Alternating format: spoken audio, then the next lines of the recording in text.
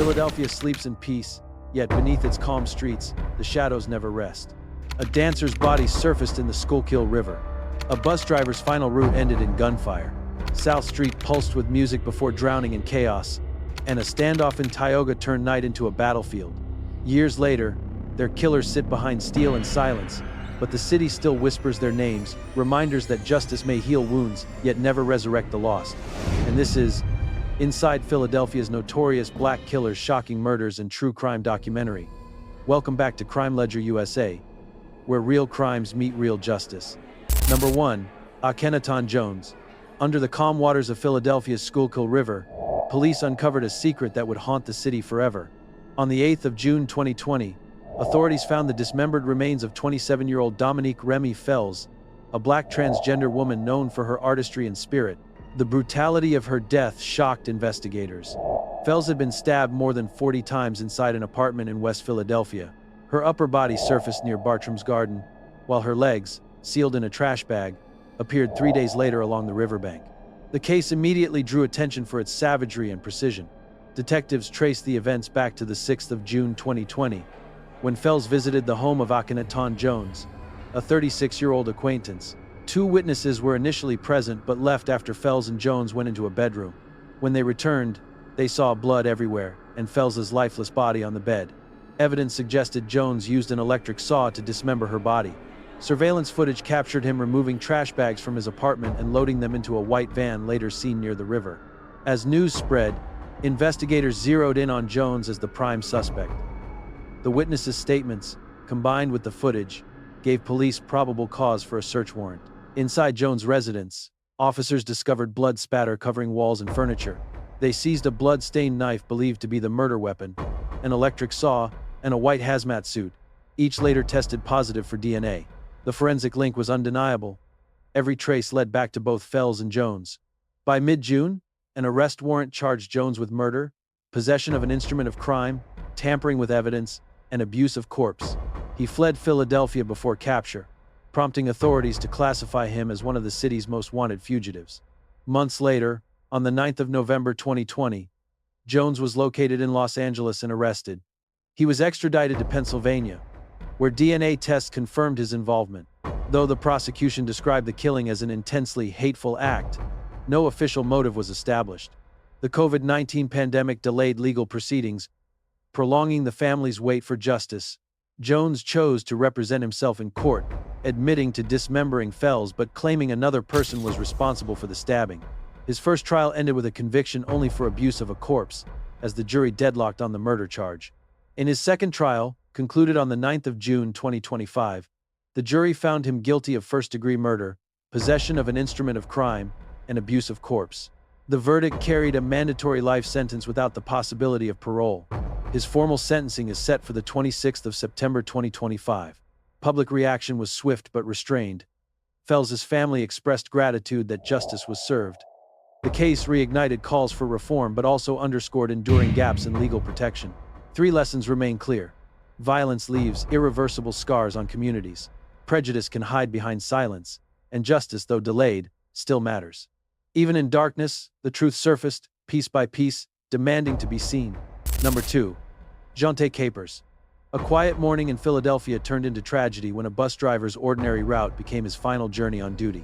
On the 26th of October 2023, 48-year-old Bernard Gribben, a U.S. Army veteran and long-serving SEPTA driver, was fatally shot while operating a Route 23 bus in Germantown. Known for his calm demeanor and professionalism, Gribben had served the transit system for 12 years. That morning, at around 10:27 a.m., surveillance cameras captured a female passenger boarding the bus, later identified as 21-year-old Zhontay Capers.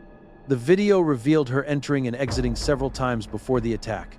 As she exited again near Germantown and Abbotsford Avenues, Capers turned, fired once toward the driver, then re-entered the bus and continued shooting.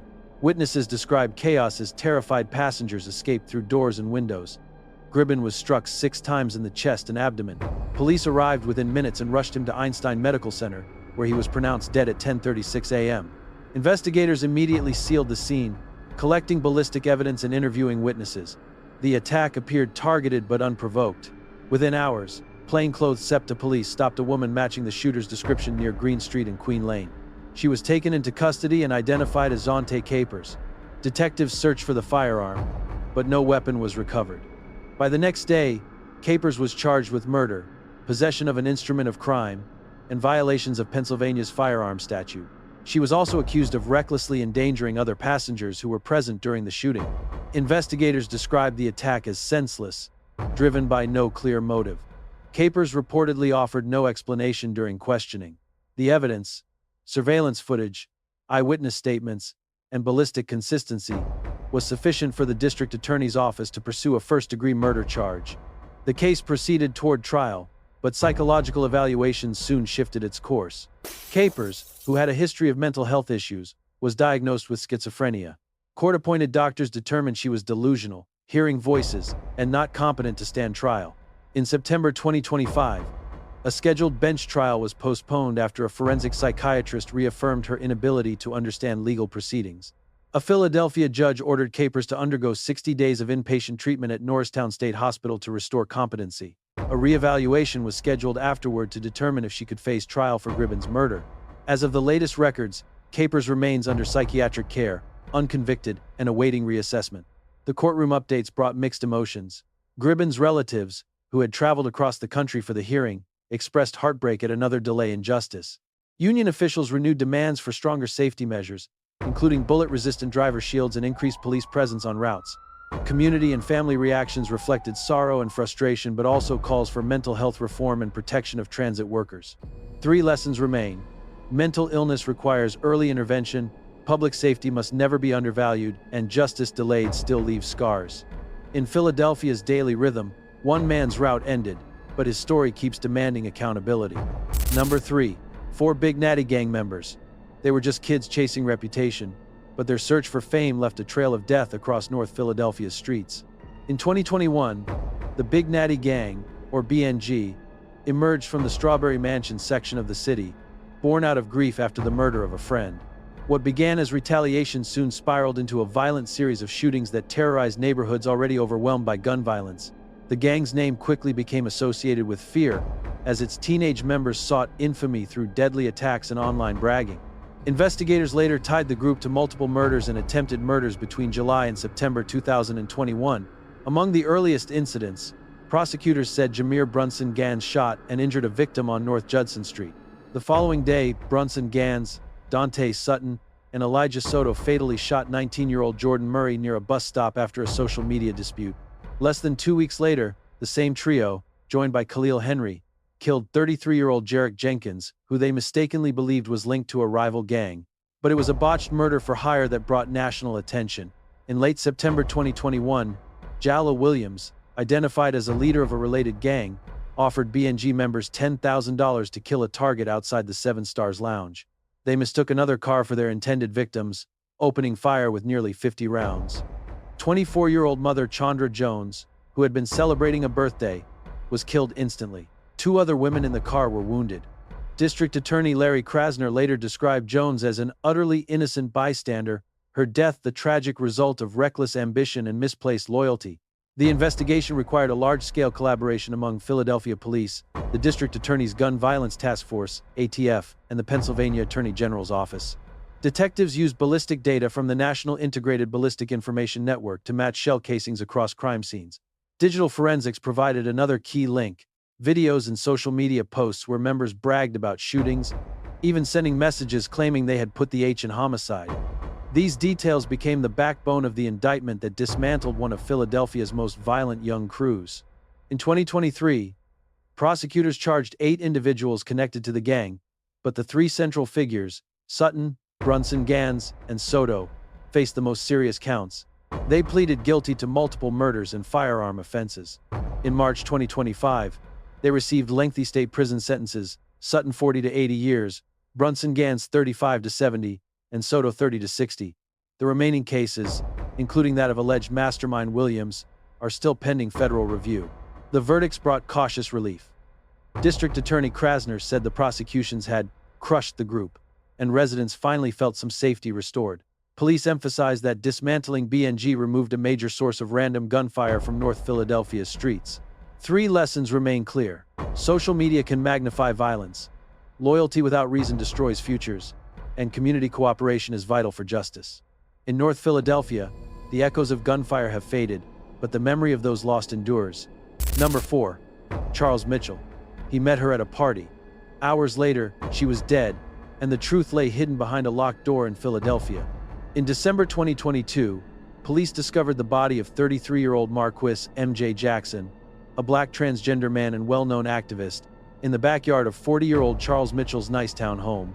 Jackson, a respected figure in Philadelphia's LGBTQ+ community, was celebrating his birthday before leaving the party with Mitchell, a man he had just met. The next day, Jackson's mother found her son's lifeless body face down, beaten and left outdoors in freezing temperatures. Surveillance footage soon became central to the case. Video from a nearby convenience store captured Jackson entering Mitchell's residence around 2 a.m. on December 13.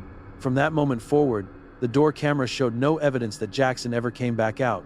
When questioned, Mitchell told investigators that Jackson had suffered a seizure and walked away. His account conflicted with both physical evidence and the time-stamped footage. Detectives examining the home found a vestibule door with shattered glass and a broken lock, suggesting a violent struggle. Mitchell's right hand appeared swollen when police interviewed him, though he denied striking Jackson. The medical examiner ruled the death a homicide caused by blunt force trauma to the head. Jackson's body showed bruises, cuts, and injuries consistent with a beating and possible dragging across rough ground. Investigators determined the body had been left in the backyard for more than 12 hours. Text messages later obtained by police revealed that Jackson's former girlfriend had repeatedly contacted Mitchell when Jackson failed to return home. He replied with vague statements, including one reading, "I don't do drama." After the discovery of the body, Jackson's sister reported that Mitchell made a derogatory comment about not knowing Jackson's gender identity, raising concerns about bias. Mitchell was initially questioned and released, but homicide detectives continued to piece together evidence. In January 2023, after reviewing surveillance data and forensic findings, police secured warrants for murder, abuse of a corpse, and tampering with evidence. Mitchell fled the state before arrest. District Attorney Larry Krasner labeled him armed and dangerous, appealing to the public for information. In March, U.S. Marshals located him in Henderson, Nevada, where he surrendered without incident. He was extradited to Philadelphia and remains held without bail at the Curran-Frumhold Correctional Facility.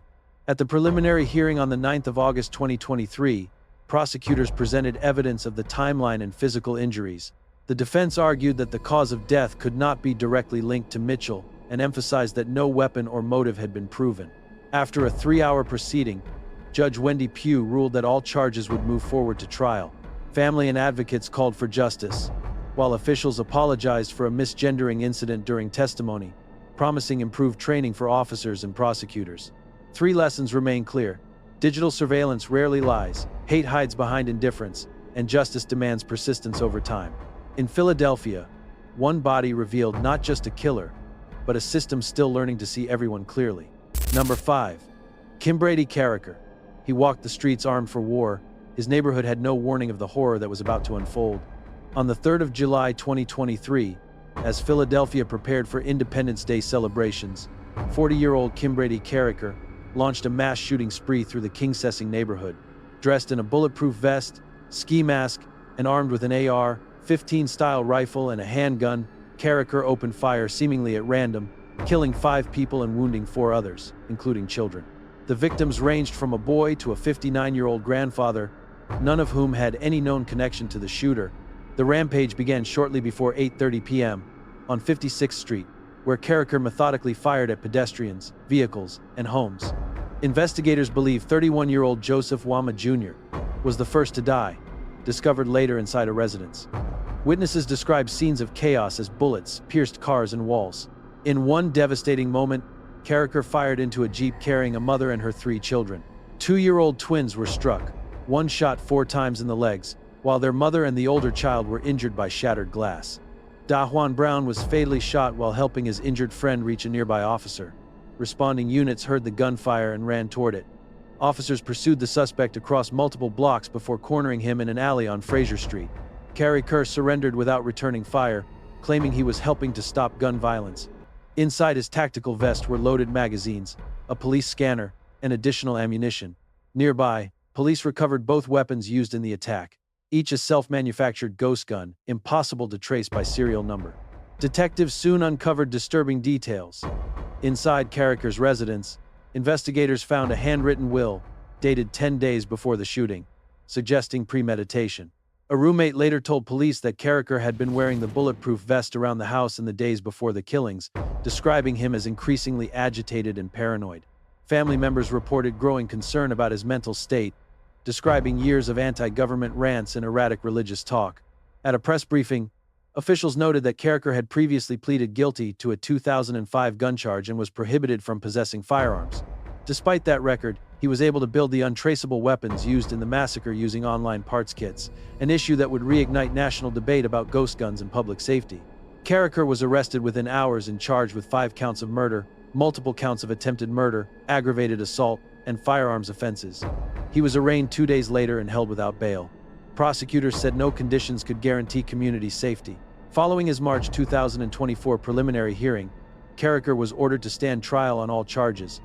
While his defense indicated plans for a mental health evaluation, families of the victims expressed grief but thanked officers for their swift response, as community leaders demanded stronger gun regulations.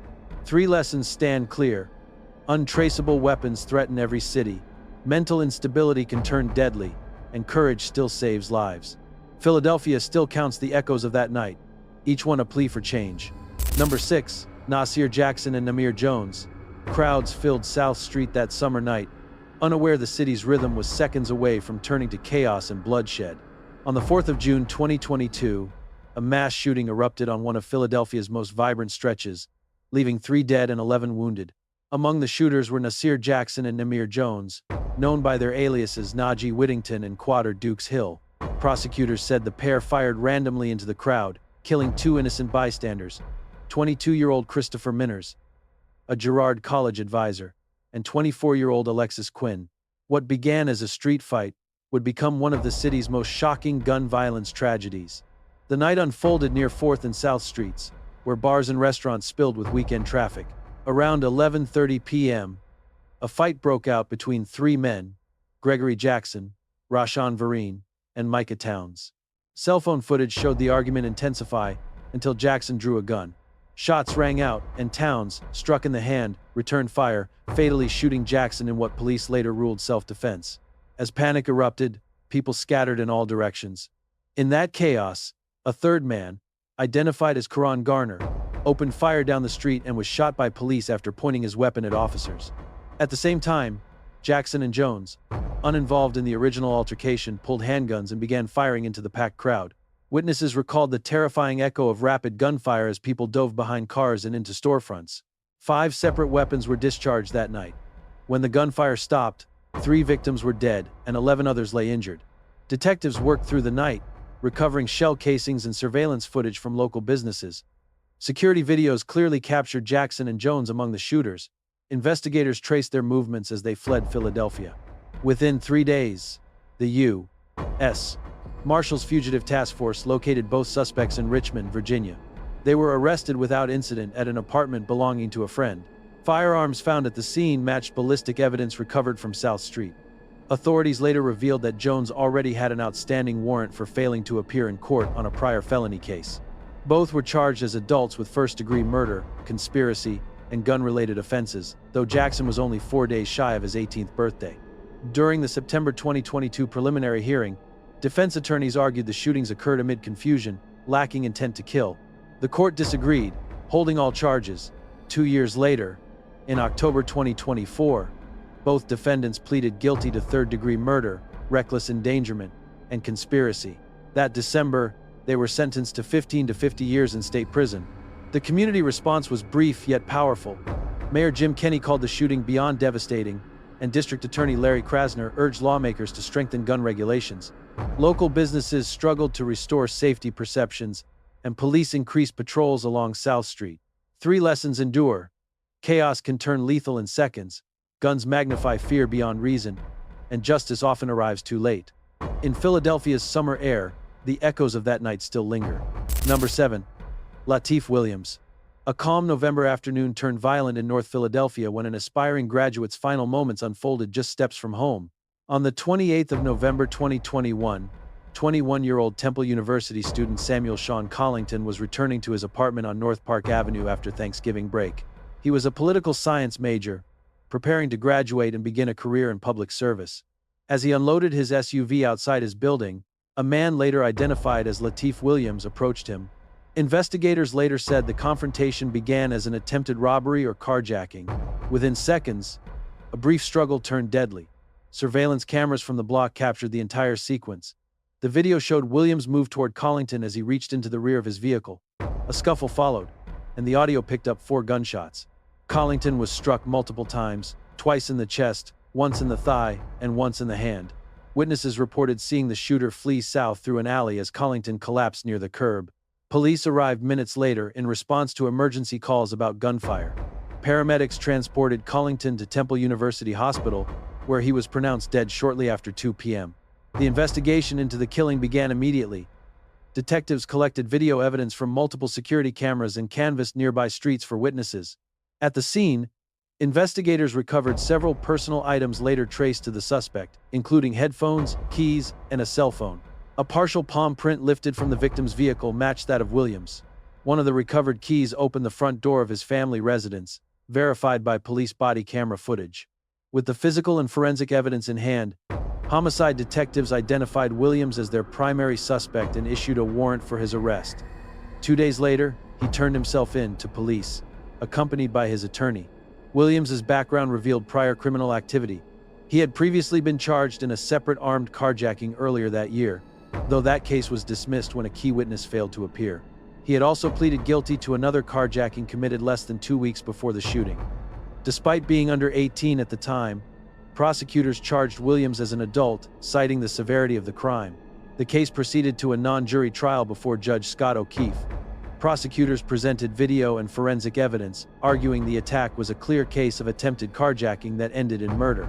Defense attorneys contended there was no proof of intent to kill and sought a lesser conviction. After deliberation, the judge found Williams guilty of third-degree murder, possession of an instrument of crime, and illegal firearm possession.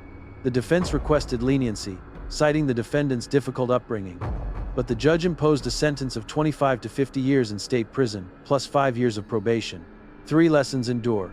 Moments of violence create permanent loss, prevention depends on vigilance, and justice cannot reverse tragedy. His story ends in silence, but the echoes of justice still haunt the streets of Philadelphia. Number 8. Maurice Hill. Philadelphia's Tioga neighborhood erupted in chaos on a humid August evening when hundreds of gunshots pierced the air and 6 police officers fell under fire. The case of Maurice Hill began on the 14th of August 2019, when narcotics officers arrived at a row house on North 15th Street to serve a drug warrant. Hill, then 36, was inside. As officers entered the building, Hill opened fire without warning, sparking a violent standoff that would stretch for nearly 8 hours and become one of the most harrowing episodes in the city's law enforcement history. Police later reported that Hill fired more than 100 rounds using multiple firearms, including an assault-style rifle. Officers scrambled for cover as bullets shattered glass and splintered wood across the narrow residential block. 2 officers and 3 civilians were trapped inside the home, forced to take shelter as Hill continued to shoot from the upper floor. Dozens of police units, SWAT teams, and negotiators surrounded the house as the situation escalated into a full-scale city emergency. By nightfall, the scene resembled a war zone.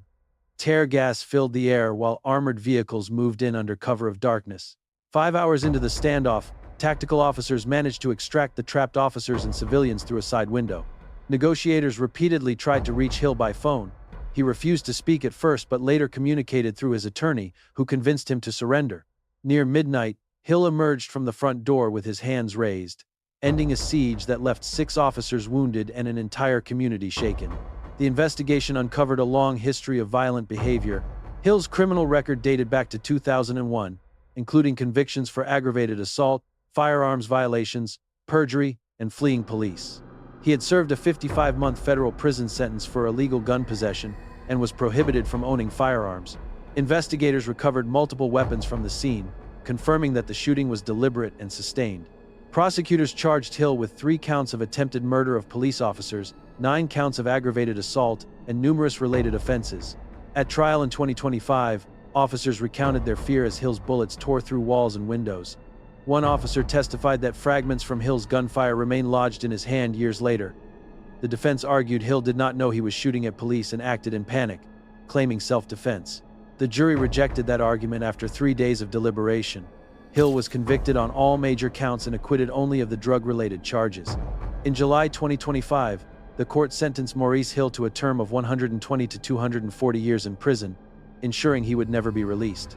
During the brief sentencing hearing, the district attorney's office described Hill's attack as a calculated act of violence that endangered dozens of lives. City officials stated the outcome delivered long-awaited justice to the wounded officers and the residents of Tioga. 3 lessons remain. Unchecked access to guns endangers all, courage under fire defines true service, and accountability preserves public faith. His story closes in silence, but the echoes of that night still haunt Philadelphia. Each case is a mirror of rage, of fear, of justice crawling through the chaos. But these are not just stories of killers. They are lessons carved in blood and consequence. If you've stayed with us this far, you know the truth hides in plain sight, waiting for those who dare to look closer. Subscribe to Crime Ledger USA, hit the bell icon, and be the first to uncover what darkness lies behind America's next shocking crime. Because the city never sleeps, and neither does the truth.